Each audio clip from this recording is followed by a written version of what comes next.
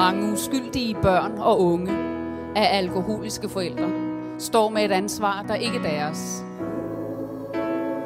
Vi vil rigtig gerne hjælpe Tubas arbejde med at bryde tabuet og hjælpe de uskyldige børn af med et urimeligt ansvar.